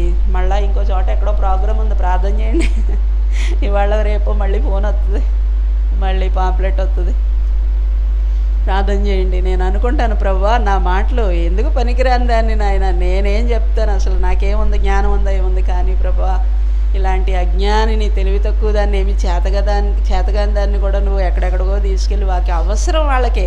మన మాటలు అవసరం లేరేంటి? ప్రపంచంలో 3 మంది దైవజనులు ఉన్నారు కదా, అక్కడ లేరేంటి సేవకులు? అక్కడ ఉన్నారు వాళ్ళకి. కానీ దేవుడు మనల్ని గణపరుస్తున్నాడు, అంత దూరం తీసుకెళ్తున్నాడంటే మనకే ఒక పరీక్ష. మొన్న అయితే ఒక సర్కస్ చేసినట్టేనండి బాబు. ముందు వెళ్ళిన పట్టణం రోడ్డుకి కొంచెం దూరంలో, మన రోడ్డు మీద నుంచి ఈ సుబ్బారావు నగర్ లోపలికి విజయం గారి ఇంటి దాకా వెళ్తే ఎంత దూరం ఉంటుంది అంత దూరం ఉంది మొన్న మునిపల్లి ముసిరిమిల్లి ప్రాంతం. కానీ ఇది మొన్న వెళ్ళింది పెద్ద కోరిమిల్లి. ఆ ఊరు ఎక్కడో ఎంత దూరం కాదు, 7 కిలోమీటర్లే. అదే రోడ్డుకి అన్నారు. తీరా వెళ్తే నైట్ టైం ఏమండి, అదంతా అడవిలో లైట్లు లేవు, వీధి దీపాలు లేవు, ఒక్క మనిషి తిరగట్లేదు. 6 గంటలకి ఒక్క మనిషి తిరగట్లేదు. ఎదరికి వెళ్ళిపోతున్నాం. రోడ్డు అంతా అప్ అండ్ డౌన్స్. కార్లు బంపర్లు ఎక్కడ ఇదైపోతారా బాబు అన్నంత భయం వేసిందండి. మా అక్క ఉంది, ఇద్దరు నిమ్మి ఇంతంత దూరం ఒప్పుకోకు, ఇంత దూరం రాకు, చాలా భయంకరంగా ఉంది ఏరియా. అసలు వాళ్ళు ఎలా జీవిస్తున్నారో అక్కడ నాకు అనిపించిందండి. దేవుడు ఆ ప్రాంతంలో మన అవసరం లేకపోతే దేవుడు మనల్ని తీసుకెళ్తాడా? మన సంకల్పం, మన చిత్తం, మన ప్రణాళిక ఏమి ఉండదు, అవునా కదా? సరే, నేను ప్రార్థన చేసుకుంటున్నాను, ప్రభా ఏంటి నీ దగ్గర నేను విచారణ చేయకుండా నేను డేట్ ఇచ్చానా ఏంటి ప్రభా, దుష్టుడు ఎందుకు వచ్చాడు అని నాకు ఇంకా ఆ దురాత్మ ఎప్పుడైతే వచ్చిందో ఏదైనా శోధన జరుగుతుందా ఏంటి, ఏదో కీడు చేయడానికే కదా వస్తాడు. ఎందుకు వస్తాడు వాడు? మనల్ని ఏదో పాడు చేయాలని, ఏదో కీడు చేయాలని వస్తాడు దుష్టుడు ఎప్పుడు కూడా. సరే, ప్రేయర్ చేసుకున్నాను, లేచాను, 1:40 అయిందండి. చూశాను ఏంటి ఈ శోధన అని వెంటనే మోకరించి యశరక్తం చేయని చెప్పి ప్రార్థన చేస్తూ ఉన్నాను. సరే, తెల్లారే ప్రయాణం కదా, సోమవారం, ఆదివారం నైట్ ఇలా జరిగింది, తెల్లారి ఆదివారం ప్రయాణం. సరే, ప్రార్థన చేస్తూ ఉన్నాను. చాలాసేపు ప్రార్థన చేసుకుని పడుకున్నాను. మళ్ళీ 5 గంటలకు మెలకు వచ్చింది. 5 గంటలు లేచి ఇంకా ప్రార్థన చేస్తూ ఉన్నాను, ప్రభువా నీ చిత్తమా కదా. నాకు ఒక సూచన ఏంటంటే, దేవుడు ఎక్కడికి నన్ను వర్తమానానికి తీసుకెళ్ళిన ఆయన ఆత్మతో నన్ను నింపుతాడు. నాకు అది ఒక ఆనవాలన్నమాట. నాకు ఆ అభిషేకం జరిగేది తెలిసిపోద్ది. దేవుడు వాడుకుంటాడా, పర్వాలేదు, దేవుడు తీసుకెళ్తున్నాడు, వాడుకుంటాడని ఎక్కడ ఉంటుంది చూడండి, యెషయా గ్రంథంలోనే ఉంటుంది. ప్రభు ఆత్మ నా మీద ఉన్నది, దీనులకు సువార్త ప్రకటించడానికి యెహోవా నన్ను అభిషేకించి ఉన్నాడు. 61 ప్రభువుకి యెహోవా ఆత్మ నా మీదకి వచ్చి ఉన్నది, దీనులకు సువర్తమానం ప్రకటించుటకు యెహోవా నన్ను అభిషేకించెను, నలిగిన హృదయం గల వారిని దృఢపరచుటకును, చెరలోనున్న వారికి విడుదలను, బంధింపబడిన వారికి విముక్తిని ప్రకటించుటకును, యెహోవా హితవత్సరమును, మన దేవుని ప్రతిదండన దినమును ప్రకటించుటకును, దుఃఖాక్రాంతులందరినీ ఓదార్చుటకును, సియోనులో దుఃఖించి వారికి ఉల్లాసవస్త్రములు ధరింపచేయుటకును, బూడిదకు ప్రతిగా దుఃఖమునకు ప్రతిగా ఆనంద తైలమును, భారభరితమైన ఆత్మకు ప్రతిగా స్తుతి వస్త్రమును వారికి ఇచ్చుటకును ఆయన నన్ను పంపి ఉన్నాడు. ఇది నాకు దేవుడు ఇచ్చిన వాగ్దానం, దర్శనం. మొట్టమొదట నాకు ఈ ఆత్మాభిషేకం వస్తుంటే నేను వంట చేసుకునేటప్పుడు గబుక్కునే అభిషేకం జరుగుతూ ఉంటుంది. ఇక చాలా దుఃఖపడి వేదంతో ఆత్మల భాష మాట్లాడుతూ ఉంటాను. ఆ తర్వాత మంచం మీద పడుకున్నప్పుడు అభిషేకం జరుగుతూ ఉంటుంది. ఎవరితో మాట్లాడుతూ ఉంటాను, గబుక్కుని లేచి లోపలికి వెళ్ళిపోతాను. ఏంటో వేళకోళంగా ఉంటుంది కదా, ఎటకారంగా ఉంటుంది, అందరికీ అర్థమవు కదా అనుభవాలు, దేవునితో ఉన్న అనుభవాలు. అది తెలిసిన వాళ్ళకే తెలుస్తాయి, తెలియని వాళ్ళకి అనుభవాలు చెప్తే ఏదో విచిత్రంగా ఉంటుంది, కొత్తగా ఉన్నట్టుగా ఉంటుంది. సరే అని అలా జరుగుతూ ఉంటుంది. ఇక తెల్లవారుజామున 5 గంటలకు ప్రార్థన చేస్తున్నానండి. అలా దుఃఖపడి ఏడ్చి ప్రార్థన చేస్తూ ఉన్నాను. ప్రభా ఏంటి ప్రభా, నువ్వు వస్తేనే కదా నేను వెళ్ళగలను, నీ ఆత్మ నన్ను సంధిస్తేనే కదా నేను వెళ్ళగలను. ఆ దీనులకు సువార్త ప్రకటించడానికి ఒకవేళ నువ్వు నన్ను అక్కడికి తీసుకెళ్ళడం నీ చిత్తమైతే నువ్వు అభిషేకించు, నీ ఆత్మతో నింపు నాయన. ఇప్పుడు క్యాన్సిల్ చేయమంటే కుదరదు కదా. ఏం చేయాలి ప్రభా? రాత్రి చూస్తే దుష్టుడు ఆటంకం కలుగు చేయడానికి, ఒక భయాన్ని పుట్టించడానికి వచ్చాడేమో. సాయంకాలం ప్రయాణం, రేపు ఈరోజు సాయంత్రం మధ్యాహ్నం నుంచి బయలుదేరాలి. ఏంటి ప్రభా అని నేను అలాగ కన్నీటితో ప్రార్థన చేస్తూనే ఉన్నాను. ఇంక ముగించుకుందాం అనుకుంటున్నాను. అంతరా నీ దేవుని అభిషేకం తాకిడి జరిగింది. దేవానికి స్తోత్రం నాయన, నీ ప్రణాళిక, నీ చిత్తం లేకుండా ఏది జరగదు ప్రభా అని అనుకుని అప్పుడు దేవుడు అక్కడికి తీసుకెళ్ళాడండి. దారిలో వెళ్తుంటే ఆ త్రోవ చూసినప్పుడు అనిపించింది అనమాట, దుష్టుడు ఏదో క్రియ చేయాలనే అనుకున్నాడు ఈ రాత్రి మమ్మల్ని, కానీ దేవుడు తీసుకొచ్చాడు. మళ్ళీ ఆ కళ్ళు చెప్తే ఎక్కడ భయపడతారో, దాని గురించి ఇంకా టెన్షన్ పడతారని ఎవరికి చెప్పలేదండి. ఆ రాత్రి ఎలా జరిగిందని ఎవరికీ చెప్పలేదు. స్పష్టంగా పడుకున్నాను. 1:40 నేను పాస్టర్ గారితో అంటున్నాను, కల్లోనే పాస్టర్ గారిని అంటున్నాను, ఆడు తలుపులు వేసాడో లేదో, లైట్లన్నీ ఆపేసి ఇల్లంతా చీకటి చేసారంటే, తాళం వేసారా, మెయిన్ డోర్కి తాళం వేసారా, తాళం తలుపులు తీసేసి ఉంటే ఎవరొకరు వచ్చేస్తారు కదా, ఇల్లు చూస్తేనేమో చీకటిగా ఉంది, ఎవరు వచ్చారో ఏం తెలుస్తుంది అంటున్నాను. ఇలాగ తడిపేటప్పుడు, ఇలాగ చేయి చాపేటప్పటికి చిన్నపిల్లలు చేయి తగులుతుందండి. చిన్నపిల్లలు చేయి తగులుతుంది ఏంటి అని ఇలాగ ఎవరో వచ్చినట్టున్నారని ఇలా తాకుతున్నాను, ఎవరని ఇలా తాకుతున్నాను. అంతరాని జస్ట్ ఒక్క క్షణం అనమాట, ఊరికే అదిరించినట్టుగా, మనిషిని భయపెట్టినట్టుగా, మీదకు వచ్చినట్టుగా అనమాట. వెంటనే లేచి వేసినప్పుడు నేను చెప్తా, అపవాది దేవుడు నేను నా పాదాల కింద తొక్కాడు, నువ్వేం చేయలేవు నన్ను అనుకొని ప్రార్థన చేసుకుని పిల్లలతో వెళ్తున్నాం, కుటుంబాలతో. అక్కోళ్ళ పిల్లల్ని తీసుకెళ్తున్నాం. మేమైతే పర్వాలేదు, అక్కోళ్ళు ఫ్యామిలీ కూడా వచ్చారు. ఒకసారి రాకోట వెళ్ళినప్పుడు కూడా 22 మందిని దగ్గర తీసుకుని వెళ్ళానండి. ఆ రూట్ తెలియదు, వచ్చారు కదా సిస్టర్ గారు, ఆ రూట్ తెలియదు, ఏం తెలియదు, ఎక్కడో తెలియదు. వెళ్ళాం, దండయాత్ర సువార్తకి వెళ్ళాం, వాక్య పరిచర్యకి వెళ్ళాం. తీరా చూస్తే ఆ రోడ్డు ఎలా ఉంది తెలుసా, ఇలా ఉంది. బండి ఎక్కడం ఎంత కష్టంగా ఉందంటే, వచ్చేటప్పుడు పాము గుర్తుందా మీకు? పాము. ఇంతమందికి నేను, అంతమంది ఫ్యామిలీస్కి నేను లెక్కప్ చెప్పాలి, అవునా కదా? ఎవరికి ఏం జరిగినా సరే ఆ కుటుంబాలకి నేను లెక్క చెప్పాలి. తీసుకెళ్ళారు, ఇలా చేశారని ఒక మాట రాకూడదు. దేవుడు మనల్ని సిగ్గుపరుస్తాడా? సిగ్గుపరచడు. ఆయన పని నిమిత్తం బయలుదేరాం. చాలా భయంకరంగా, వెళ్ళేటప్పుడు అంత భయం వేసింది, కానీ వచ్చేటప్పుడు ఏమనిపించలేదండి. దేవుడు తీసుకొచ్చాడు, వాడుకున్నాడు, తీసుకెళ్తాడు. ఏం చేస్తుంది దుష్టుడు? ఏం చేయలేదు. రాత్రి దేవుడు ఆత్మతో నింపే కదా తీసుకొచ్చాడు అని నాకు ఒక గొప్ప ధైర్యం వచ్చింది. తర్వాత ఇంటికి వచ్చాక పిల్లలకి చెప్పాను, ఇలా కల వచ్చింది రాత్రి, నాకు చాలా భయపడ్డాను ఏం జరుగుతుందని, కానీ దేవుడు గొప్పడు, మన పక్షంగా ఉన్నాడు అని. దేవుని కార్యాలు చూడాలి. దేవుని వెళ్ళారు. వాగ్దానాలు అంటే ఏదో ఉత్తుత్తిగా మాటలు కాదు, ఈ దేవుని మాటలు శక్తివంతమైన మాటలు. అదే చెప్పాను వాళ్ళకి అక్కడ. దేవుని వాక్యం శక్తి కలిగింది, అవునా కదా? మీకు చెప్పాను చాలాసార్లు, ఒక విత్తనం బండలో పడుతుంది, మొలకొస్తుంది, అది మహావృక్షం అయిపోతే బండ 2 ముక్కల కింద ఇలా విడిపోయినట్టు ఒకసారి ఎవరో నాకు పోస్ట్ పెట్టారు. అది నాకు జ్ఞాపకం. దేవుడు ఆ టైంకి అవన్నీ జ్ఞాపకం చేస్తేనే చెప్పగలను అక్కడ, లేకపోతే రాసుకుని వెళ్తానే ఏమన్నా. బండల్లాంటి హృదయాలను కూడా దేవుడు మారుస్తున్నాడు. అక్కడ దేవుడు ఎవరి కొరకు తీసుకెళ్ళాడో, దీనులకు సువర్తమాన. ఆ సేవకుడు ఎంత దీనుడంటే నిజంగా ఏమి లేవండి వాళ్ళకి. ఒక మైక్ సెట్ లేదు, డ్రమ్ములు, వాయిద్యాలు లేవు, ఏమీ లేవండి. వాళ్ళకి చెప్పడం ఎంత కష్టం అంటే, అజ్ఞానులు కదా, చదువుకుంటారు ఏమన్నా. అంత మారుమూల గ్రామం. నిజంగా నాకు ఎప్పుడు ఒక ఆశ ఏంటంటే, ఏజెన్సీ ప్రాంతంలో సేవ చేయాలి. నేను ఒకదాన్నే కాదు, మన బిడ్డలందరినీ తీసుకొని వెళ్ళాలి, ఒక వ్యాన్ కట్టించుకున్నాను. పాస్టర్ గారు అన్నారు, అసలు ముందు మనం వెళ్ళి అక్కడ ఎలా ఉంటుంది ఏంటి పరిస్థితులు చూస్తే నెక్స్ట్ టైం వెళ్ళినప్పుడు అందరిని తీసుకుని వెళ్దాం శాంతి అని పాస్టర్ గారు అంటారు అనమాట. నిజంగా వెళ్తే, నిజంగా ఈ టైం ఈ ప్రాంతానికి తీసుకొచ్చి ఏదైనా జరిగితే నేను ఎవరికి లెక్క చెప్పాలా వద్దా ప్రభువా? ఎంత గొప్ప దేవుడు నాయన అనుకున్నాను. మళ్ళీ ఇంకా మార్మల్ ఏజెన్సీ ప్రాంతం ఒకటి ఉంది, విజయనగరం దగ్గర ఒకటి ఉంది, చెప్పాను కదా, వెళ్ళాలా వద్దా అని ఆలోచిస్తున్నాను. ప్రార్థన చేయండి దేవుని బిడ్డలారా. మీ జీవితంలో ప్రతి వాగ్దానం కొరకు ప్రార్థన చేయండి. సంవత్సరం ఆఖరిలోకి వచ్చేసాం ప్రభా, డిసెంబర్ నెలకు వచ్చాం. నూతన సంవత్సరంలోనికి మేము అడుగు పెట్టేటప్పటికి మంచి మంచి సాక్ష్యాలు, గొప్ప గొప్ప సాక్ష్యాలు. ఉద్యోగాలు ఏంటి, వివాహాలు ఏంటి, ఆరోగ్యం ఏంటి అండి, ఇళ్ళు కట్టుకోవడం ఏంటి, ఏ సమస్య ఉన్నా సరే, ఆర్థిక సమస్యలు ఏంటి. మనం కొత్త సంవత్సరం కొరకు కొత్త ఆశలతో ఎదురు చూస్తూ ఉంటామా? ఈ సంవత్సరం అయినా మారుతుంది, ఈ సంవత్సరం అయినా మారుతుంది అనుకుని ఎదురు చూస్తాం కదా.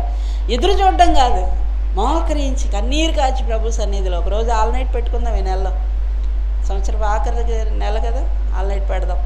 ఏ రోజో మీరే చెప్పండి, చెప్తే ప్రార్థన పెట్టుకుందాం. రాత్రి అంతా ప్రార్థన చేసుకుందాం మన సమస్యల కొరకు. దేవుని బిడ్డలారా, కొత్త సంవత్సరాన్ని ఎదుర్కోవటానికి దేవుడు మనకు శక్తిని ఇచ్చి, బలాన్ని ఇచ్చి, నూతన సంవత్సరంలో నూతన కార్యాలు చూసేటట్లుగా, దేవుని వాగ్దానాలు మన జీవితంలో నెరవేర్చబడేటట్లుగా ఒకరోజు ఆల్ నైట్ వేరు పెట్టుకుందాం. ప్రార్థన చేయండి. దేవుడు మిమ్మల్ని దీవించును గాక, ప్రతి శుభవాగ్దానం మీ జీవితంలో నెరవేర్చును గాక. మరి ఆదివారం ఆరాధన గురించి చెప్పాలి మీకు. రేపు ఆదివారం స్పెషల్ ఆరాధన. మా పాస్టర్ గారు వాళ్ళు చిన్నక్కయ్య గారు, అలా ఆవిడకి ఎప్పటి నుంచో ఇక్కడికి ఎవరినైనా తీసుకొచ్చి వాక్యం చెప్పించాలని ఆశ ఆవిడకి. అయితే వాళ్ళ కోళ్ళు, ఆవిడ కూడా అంతే, సువార్త దండయాత్రలు పెట్టండి అంటే, సువార్త దండయాత్రలు పెట్టండి అంటే అంటూ ఉంటుంది. దానికి కూడా ఆసక్తి ఎక్కువ. ఆ అమ్మాయి ప్రార్థన పెడతా ఎవరినో పిలిచిందంట, ఒక పాస్టర్ గారిని, ఇక్కడే రాజమండ్రి పాస్టర్ గారే, అక్కడ బాగా చెప్తున్నారంట, టీవీలో వాక్యం విన్నారంట, వాళ్ళు వాక్యం చెప్తున్నారంట. కానీ నాకు అనిపిస్తుంది అసలు ఇక్కడ ఎలా జరుగుతున్నాయో ఏంటో, ఎంతమంది వస్తున్నారో, ముందు ఏళ్ళొచ్చి చూస్తే బాగుంటుంది కదా అని అనిపిస్తుంది. ఏదేమైనా దేవుని చిత్తం. సరే పెట్టండి, దానిదే ఉంది, వాక్యం వినిపించడమే కదా అని అన్నాను. రేపు ఆదివారం స్పెషల్ ప్రేయర్ ఉందమ్మా, రండి అందరూ. మీ బంధువుల్ని అందరిని పిలవండి, రాలేని బిడ్డలకు చెప్పండి, ఆహ్వానించండి. ఎవరో దైవజనులు వస్తున్నారు, మంచి వాక్యం చెప్తారంట. ఎవరు చెప్పినా మనకి మంచి భోజనమే అది కదా. కాబట్టి ఆ రోజు సిద్ధపడండి, ఆదివారం ఆరాధన కొరకు సిద్ధపడండి. ఒక చిన్న సెమీ క్రిస్మస్లా చేస్తాను అంతే అది. కాబట్టి ప్రార్థన చేద్దాం. ఆదివారానికి మీరు అందరూ సిద్ధపడండి. దేవుడు మిమ్మల్ని దీవించి ఆశీర్వదించిన గాక. భోజనం కూడా ఆవిడే సదుపాయం, భోజన సదుపాయం కూడా చేస్తానండి. అలాగేనమ్మా పెట్టాను. ఆదివారం కొరకు సిద్ధపడండి, అనౌన్స్ చేయండి అంటే శుక్రవారం ప్రార్థనలో అన్నది. అందరు సిద్ధపడండి ఏమా, ఎవరు మానద్దు. చెప్పండి మన వాళ్ళందరికీ చెప్పండి రమ్మని. ఆ రోజు ప్రత్యేకమైన ప్రార్థన కూడిక ఉంది, అందరిని రమ్మని చెప్పండి. పిల్లల్ని తీసుకుని రండి. మన కార్యక్రమాలు ఏం జరిగినా మనం అందరం సంతోషంగా, ఒక పండగ అంతే మనకి. పండగ అంటే ఒక తల్లి ఇంటికి బిడ్డలందరూ వస్తేనే పండగ, అవునా కదా? పండగ చేసుకుంటున్నామంటే అన్నీ రాలేదు, అక్క రాలేదు, తమ్ముడు రాలేదు, ఏం పండగ? అదేం పండగ కాదు. అక్క అంటది నిమ్మి మీరు ఎప్పుడు వస్తారో చెప్పండి. నేను అన్నాను డిసెంబర్ నెల వచ్చాక రోజు వస్తాను అక్క ప్రార్థన చేయడానికి అన్నాను. మీరు ఎప్పుడు వస్తారో చెప్పండి, ఆ రోజు తమ్ముడుని కూడా పిలుస్తాను. క్రిస్మస్ అంతే, చిన్నది గృహ కూడిక, చిన్న కుటుంబ క్రిస్మస్, అవునా కదా? అదే పండగ మనకి. కాబట్టి మన అందరం కలిస్తేనే మనకు పండగ. పండగ అంటే ఏంటి? ఏదో 25వ తారీఖు పండగ అది కాదు పండగ. మనం ఒక తల్లి బిడ్డలందరూ ఏ రోజైతే సంతోషంగా కలుసుకుంటారో, అందరూ ఆరోగ్యంగా, అందరూ సంతోషంగా ఉండి, ఆ సంతోషాన్ని ఎన్ని బాధలున్నా మర్చిపోతాం కదా. అమ్మోళ్ళ ఇంటికి వెళ్ళిన తర్వాత మనందరం కలిసినప్పుడు ఎన్ని బాధలున్నా మర్చిపోతాం. ఆ ఉన్న కాసేపు పిల్లలందరితో సరదాగా ఏంట్రా ఏం చేస్తున్నారా ఆడుకుంటున్నారు. తిండికి అమ్మ పిలుస్తూ ఉంటుంది, రండిరా భోజనానికి రండిరా, టైం అవుతుంది భోజనానికి. ఉండమ్మ మొత్తం లేక 10 నిమిషాలు కదా. మాటలు తెమలవు మనకి. మంది కూడా అంతే. నేను అంటాను ఎప్పుడు, ఒక కుటుంబం మనం అంతే, అవునా కదా? అందరం సంతోషంగా ఉంటేనే ఎవరు లేకపోయినా లోటు కనపడుతూ ఉంటుంది. రేపు అలానా వాళ్ళు లేరే. నాకైతే శుక్రవారం వచ్చినప్పుడు, ఆదివారం వచ్చినప్పుడు బిడ్డలు కనపడకపోతే చాలా లోటు అనిపిస్తుంది. ఏంటి రాలేదు, బిడ్డలు రాలేదు ఏంటి అని చాలా లోటు అనిపిస్తుంది. బాగాలేదా ఏంటి, ఒంట్లో బాగాలేదా, ఆరోగ్యం బాగాలేదా, ఎందుకు రాలేదు, ఎప్పుడు వచ్చేవాళ్ళు కదా మానేశారేంటి అని ఒక వేదన ఉంటుంది. ఇప్పుడంటే కొంచెం డిస్టర్బెన్స్ వచ్చాయనుకోండి, కానీ ఎక్కువగా ఏంటంటే నా మనసు అలా కొట్టుకుంటూ ఉంటుంది. అందరినీ చూస్తే అదొక సంతోషం, అందరూ ఉంటే అదొక సంతోషం. కాబట్టి సిద్ధపడండి ఆదివారపు ఆరాధన కొరకు. అందరికీ ప్రత్యేకమైన మనవి, ఇదే మనవి. మళ్ళీ నేను ఇంకేం చెప్పలేదు, మాకు తెలియలేదని అనకుండా మీరే ఒకరికొకరు చెప్పుకొని పురమాయించండి. దేవుడు మిమ్మల్ని దీవించి ఆశీర్వదించను గాక. ప్రార్థన చేసుకుందామమ్మా. దేవుని నమ్ముకున్నాం తండ్రి, నీ మందిరానికి వస్తున్నాం, నీ వాక్యం వింటున్నాం. ఎంతోమంది మమ్మల్ని గురించి తప్పుగా మాట్లాడవచ్చు ప్రభువా. ఏం చేశాడు నీ దేవుడని మమ్మల్ని ప్రశ్నించవచ్చు, కానీ ప్రభువా మాట ఇచ్చి నెరవేర్చే దేవుడు నాయన. మా దృష్టి అంతా నీ మీదే ఉండాలి ప్రభువా. యోసేపు ఎన్ని కష్టాలు పడినా ప్రభువా, ఎంతమంది ఎన్ని రకాలుగా మాట్లాడినా, ఎంత నిందించినా దేవా కృంగిపోలేదయ్యా. వాగ్దానాల వైపు చూశాడు నాయన. ఉపదేశం చేసావు, వాగ్దానం చేసావు, కళలు ఇచ్చావు, దర్శనాలు ఇచ్చావు. తండ్రి చేత ప్రేమించబడ్డాడు. మనం కూడా దేవుని బిడ్డలారా తండ్రి చేత ప్రేమించబడిన వారమైతే గొప్ప గొప్ప దర్శనాలు, గొప్ప గొప్ప వాగ్దానాలు దేవుడు మనల్ని దర్శిస్తాడు, దీవిస్తాడు, ఆశీర్వదిస్తాడు. యోసేపుకి ఇచ్చిన ఆశీర్వాదం పక్షపాతి కాదైనా, మాట ఇచ్చి నెరవేర్చే దేవుడైనా, మాట తప్పని దేవుడైన దేవుని బిడ్డలారా ఎన్నో వాగ్దానాలు నీ జీవితంలో నెరవేర్చట్లేదని అనుకుంటున్నావా? నా జీవితం మారలేదేంటి అనుకుంటున్నావా? కృంగిపోయిన స్థితిలో ఉన్నావా? అలసట పడిన స్థితిలో ఉన్నావా? ప్రాణం విసిగిపోతుందా? నీ చుట్టూ ఉన్న మనుషులు నిన్ను తొందర పెడుతున్నారా? అయినా కానీ ఆయన మీద విశ్వాసాన్ని విడిచిపెట్టుకో. నీ ప్రార్థనా శక్తి, నీ ప్రార్థనా బలం అధికం చేయాలి దేవుని సన్నిధిలో. దేవా నీవు తప్ప నాకెవరున్నారయ్యా? నీకు తప్ప నేను ఎవరికి చెప్పుకుంటానయ్యా? నువ్వు ఉంటే చాలు ప్రభువా. ఎలాంటి వ్యాధినైనా స్వస్థపరచగలవయ్యా, ఎలాంటి రోగాన్నైనా కుదర్చగలవు నాయన. నా జీవితం నువ్వు ఇచ్చింది నాయన. ప్రతిరోజు నేను ఊపిరి కలిగి ఉన్నానంటే, నేను బ్రతుకుతున్నానంటే నీ కృపే నాయన, నీదే నాయన, నీ ఆశీర్వాదమే నాయన. మనం తినగలుగుతున్నాం, తాగలుగుతున్నాం, నడవగలుగుతున్నామంటే దేవుని కృపే కదా. దేవుని బిడ్డలారా ఆరోగ్యం ఇచ్చాడు దేవుడు, కాళ్ళల్లో శక్తినిచ్చాడు, చేతుల్లో శక్తినిచ్చాడు, ఊపిరి ఇచ్చాడు. నీ జీవితంలో దేవుడి కొరకు నీ కృతజ్ఞత ఏంటో తెలుసా?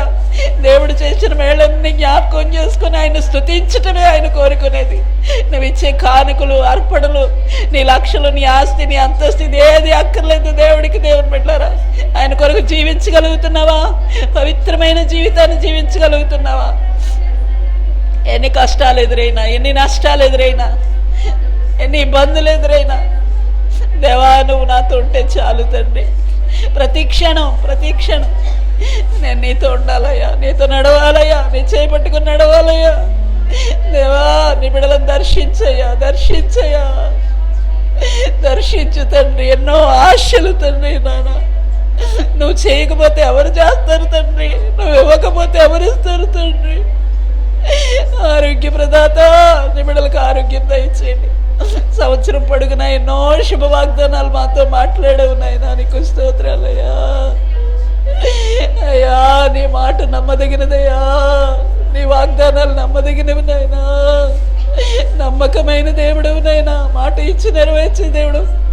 దావీదుతో సత్య ప్రమాణం చేస్తావంట తండ్రి. 17 సంవత్సరాల వయసులో యోసేపుకి కలలు ఇచ్చావు నాయనా. ఇదిగో నేను నిన్ను తలగా చేస్తాను కానీ తోకగా చేయనన్నావు. పైవాడిగా ఉంటావు కానీ కిందివాడిగా ఉంటావు అన్నావు నాయనా. అన్నగారుల చేత ద్వేషించబడ్డాడయ్యా, గోతిలో త్రోయబడ్డాడయ్యా, దాసుడిగా అమ్మబడ్డాడయ్యా. అయ్యా తల పైకెత్తావు, తలగా చేసావు అనుకుంటే అంతలోనే మరలా అవమానం నింద నాయనా. చెరసాల చేయని తప్పుకి అన్యాయంగా శిక్షణ అనుభవించాడు ఆయన. లోకంలో ఎంతో మంది ప్రభు చేయని తప్పులకి నాయన అన్యాయంగా శిక్షలు అనుభవిస్తున్నారు, అన్యాయంగా నిందలు పడుతున్నారు తండ్రి, శ్రమలు అనుభవిస్తున్నారు నాయన. దేవా దేవా యోసేపుకు మాట ఇచ్చింది దేవుడు. చెరసాలలో నీ కుమారుని జ్ఞాపకం చేసుకున్నావు ప్రభువా. అయ్యా రాజు ఎదుటికి రప్పించవయ్యా, దేశానికి అధినేతగా చేసావయ్యా, అనేకులకు ఆహారం పంచిపెట్టేవాడిగా చేసావయ్యా, పైవాడిగా చేసావయ్యా. ఎవరైతే బాధించారో తండ్రి అయ్యా, ఎవరైతే ఇబ్బంది పెట్టారో నాయన, అవమానానికి అప్పగించారో ప్రభు, వారే తన ఎదుటికి వచ్చి సాగిలపడ్డారు ప్రభువా. ఆహారం కోసం యోసేపును వెతుక్కుంటూ వచ్చారు నాయన. నా తండ్రి నా తండ్రి నాయనా, మా అవమానాలు మా నిందలు నీవు చూస్తున్నావయ్యా. మా తల ఎత్తువాడవయ్యా, మా కన్నీరు తుడిచివాడవయ్యా, మా దుఃఖాన్ని నాట్యంగా మార్చేవాడవయ్యా. యేసయ్యా నీ బిడ్డలను ఆశీర్వదించు నాయనా, నీ బిడ్డలను దీవించు నాయనా. ఎలాంటి పోరాటాల మధ్యలో బిడ్డలు తండ్రి నలిగిపోతున్నారో తండ్రి, వ్యాధి బాధలతో ఉన్నారేమో నైనా, అవమానంతో ఉన్నారేమో తండ్రి, ఆర్థిక సమస్యలతో ఉన్నారేమో నైనా. బిడ్డలను దర్శించినైనా, దర్శించినైనా, దీవించినైనా, ఆశీర్వదించినైనా. ఇదిగో ప్రభా ప్రభా, ఇదిగో తండ్రి నాయన, యూట్యూబ్ ఛానల్ చూసి తండ్రి ఒక బిడ్డ ఫోన్ చేశారు నాయన. తల్లి నిర్మలా గారు తండ్రి నాయన బలహీన స్థితిలో తండ్రి నాయన, ప్రాణాపాయ స్థితిలో ఉన్నారంట తండ్రి. తల్లిని తాకునైనా, ముట్టునైనా, స్వస్థపరచునైనా, విశ్వాసాన్ని వృద్ధి పొందించు ప్రభు, లేవనెత్తు ప్రభు. ఇది నువ్వు చేసిన కార్యము నా బిడ్డలు గుర్తుపట్టాలి తండ్రి. నీ నామానికి మహిమ రావాలి ప్రభు. ఆ బిడ్డ నీ సన్నిధిలో సాక్షిగా ఉండాలి తండ్రి. కృపద ఇచ్చేనైనా, కృపద ఇచ్చేనైనా. మందిరంలో అనేక మంది బిడ్డలు బలహీనులుగా ఉన్నారు తండ్రి. బిడ్డలను బలపరిచయా, స్వస్థపరిచయా, నీ రక్తం పోయాయా. సంవత్సరపు ఆఖరి దినాలు ప్రభు అయ్యా, నూతన ఆశలతో నూతన సంవత్సరం కొరకు ఎదురు చూస్తున్నామయ్యా. నా తండ్రి అయ్యా, నీ వాగ్దానాలు నెరవేర్చునైనా, శుభ వాగ్దానాలు నెరవేర్చు తండ్రి. విరిచిన ప్రతి మాట నెరవేర్చునైనా అయ్యా. అది ఆలస్యమైన అది తప్పక జరుగుతుంది అన్నావు నాయన. దాని కొరకు ఎదురు చూడమన్నావు నాయన. పరిగెత్తుతో చదువు వీలగినట్లుగా పెద్ద అక్షరాలతో పలక మీద వ్రాయమన్నావు తండ్రి.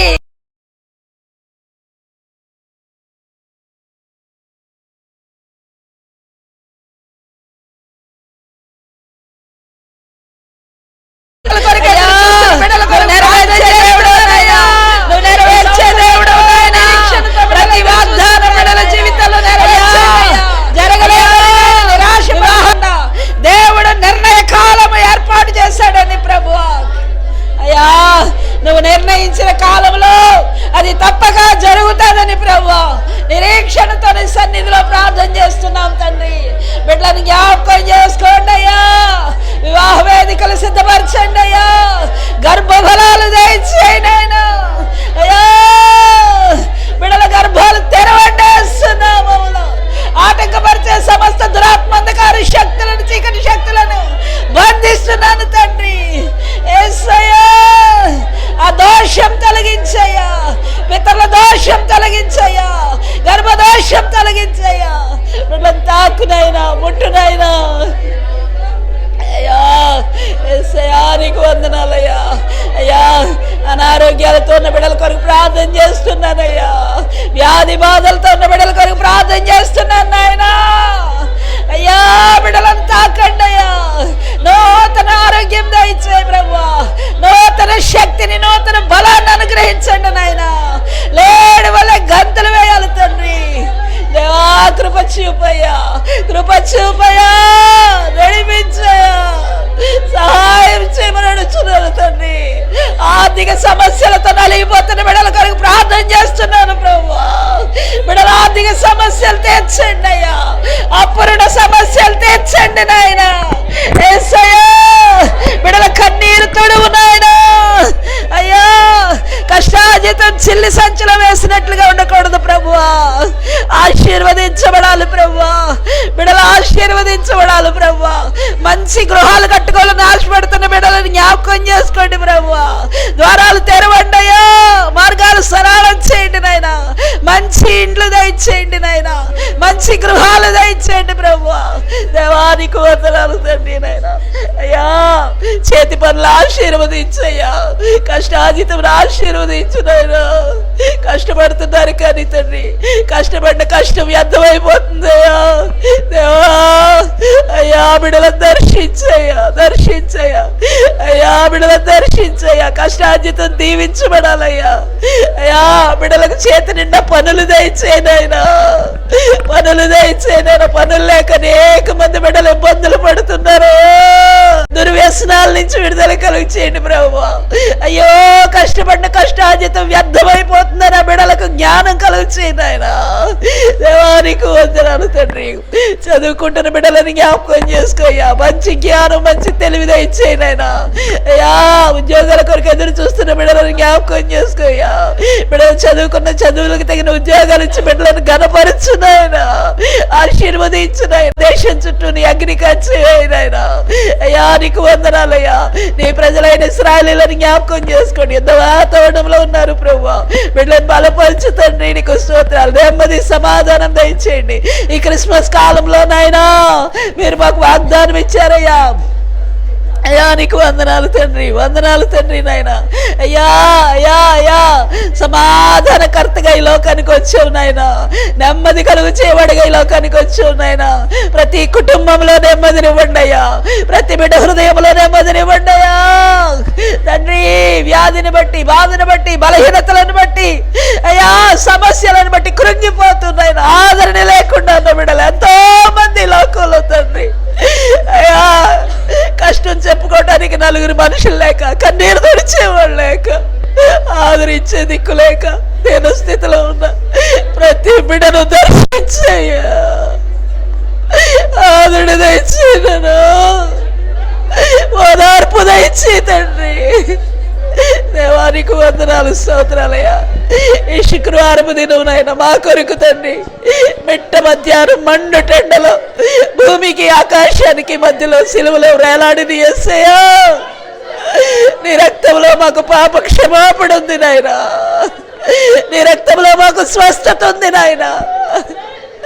ప్రతి బిడ్డ పాప దోషాలు క్షమించి పవిత్రపరచునైనా, పరిశుద్ధపరచునైనా నీ బిడ్డలుగా అంగీకరించు తండ్రి. నీకు స్తోత్రాలు. వారు అనుభవిస్తున్న ప్రతి పోరాటంలో గొప్ప నెమ్మదిని, విజయాన్ని కలుగు చేయండి నాయన. నీకు స్తోత్రాలు ప్రభువా. ఇదిగో తండ్రి మహాశుక్రవారం దినం మీ శ్రమ మరణ పునరుత్థానం జ్ఞాపకం చేసుకుని నాయన అయ్యా మందిరాల్లో జరుగుతున్న ప్రతి ఆరాధన నీ చేతులుగా అప్పగిస్తున్నాం తండ్రి. ప్రతి సేవకుని నీ ఆత్మతో నింపండి, అభిషేకంతో నింపండి నాయన. సంఘానికి దీవెనకరంగా ఆశీర్వాదకరంగా ఉంచండి నాయన. ప్రతి సంఘంలో జరుగుతున్న ప్రార్థనలు తండ్రి చేరువస్తున్న బిడ్డలందరికీ ఆశీర్వాదాన్ని ఇవ్వాలి నాయన. దీవించండి, ఆశీర్వదించండి నాయన. తండ్రి నీకు వందనాలు. ఆదివారపు ఆరాధన కొరకు మమ్మల్ని అందరినీ సిద్ధపరచండి నాయన. నీకు స్తోత్రాలు. ఇదిగో ఈ బిడ్డలందరూ వస్తేనే కదా ప్రభు నీకు స్తోత్రాలయ్యా. పండుగ వాతావరణం, హృదయంలో సంతోషం నాయన. ఎవరు తప్పిపోకూడదయ్యా. స్థిరపడాలి నీ సన్నిధిలో ప్రభు, బలపడాలి నీ సన్నిధిలో నాయన. నీ ఆశీర్వాదాలతో బిడ్డలు నింపబడాలి తండ్రి. బిడ్డలందరూ నోటి నిండా నవ్వు కలగాలి నాయన. కన్నీరు దుఃఖమంతా నాశంగా మార్చబడాలి ప్రభు. మాకు డబ్బు ఉంటే ఇవన్నీ రావు తండ్రి. నువ్వు ఉంటేనే మేము ఇవన్నీ అనుభవించగలం నాయన. కృపరించి నడిపించండి, సహాయం చేయండి. చేరువచ్చిన బిడ్డలందరినీ చేతులెత్తి ఆశీర్వదించి పంపించండి నాయన. ప్రతి బిడ్డ ద్వారా సమస్త ఘనత మహిమ ప్రభావాలు కేవలం నీకు మాత్రమే చెందాలి తండ్రి నాయన. దేవానికి వందనాలు తండ్రి నాయన. దీవించి పంపించండి. యేసయ్య పరిశుద్ధ నామములో అడుగుచున్నాం తండ్రి. ఆమేన్ ఆమేన్. యేసు రక్తమే జయం, యేసు రక్తమే జయం, యేసు నామమునకు సంపూర్ణ విజయం. అపవాది క్రియలకు అనంత నాశనం అపజయం కలుగునుగాక. ఆమేన్. నా ప్రాణమా యెహోవాను సన్నతించుము, నా అంతరంగంలో ఉన్న సమస్తం ఆయన పరిశుద్ధ నామమును సన్నతించుము. నా ప్రాణమా యెహోవాను, ఆయన చేసిన ఉపకారాలు. ఆమేన్. మన తండ్రి అయిన దేవుని దివ్య సమాధానం చేరివచ్చిన మనందరికీ తోడయండి నడిపించును గాక. ఆమేన్.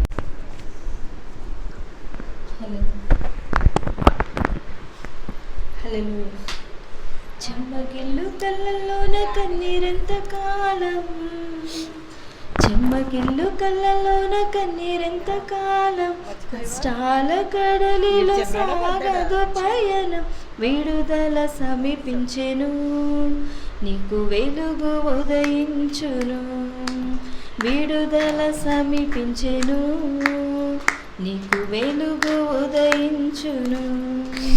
చెమ్మగిల్లు కళ్ళలోన కన్నీరెంత కాలం, కష్టాల బాటలో సాగదు పయనం,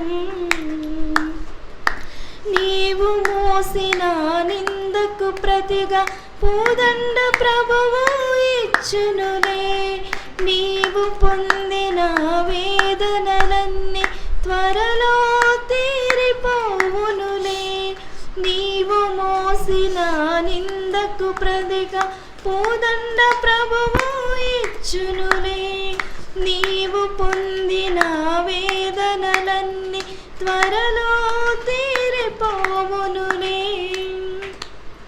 నీ స్థితి చూసి నవ్విన వారే సిగ్గుపడే దినమొచ్చేనులే, నీ స్థితి చూసి నవ్విన వారే సిగ్గుపడే దినమొచ్చేనులే, విడుదల సమీపించెను, నీకు వెలుగు ఉదయించెను, విడుదల సమీపించెను, నీకు వెలుగు ఉదయించును. చెమ్మగిల్లు కళ్ళలోన కన్నీరెంత కాలం, కష్టాలు బాటలు సాగదు పయనం, విడుదల సమీపించెను, నీకు వెలుగు ఉదయించెను, విడుదల సమీపించెను, నీకు వెలుగు ఉదయించును. అనుభవించినాలేమి బాధలు ఇకపై నీకు ఉండవులే, అక్కరలోనే ఉన్న వారికి నీవే మేలు చేసేవులే, అనుభవించినాలేమి బాధలు ఇకపై నీకు ఉండవులే, అక్కరలోన ఉన్న వారికి నీవే మేలు చేసేవులే. మొదట నీ స్థితి కొంచెమే ఉన్నా తుదకు వృద్ధి నీవు పొందేనులే, మొదటి నీ స్థితి కొంచెమే ఉన్నా తుదకు వృద్ధి నీ పొందేనులే, విడుదల సమీపించెను, నీకు వెలుగు ఉదయించును, విడుదల సమీపించెను, నీకు వెలుగు ఉదయించును. చెమ్మగిల్లు కళ్ళలోన కన్నీరెంత కాలం, కష్టాలు బాటలు సాగదు పయనం, విడుదల సమీపించెను, నీకు వెలుగు ఉదయించును, విడుదల సమీపించెను, నీకు వెలుగు ఉదయించును. చెమ్మగిల్లు కళ్ళలోన కన్నీరెంత కాలం, కష్టాలు బాటల సాగదు పయనం. హల్లెలూయా.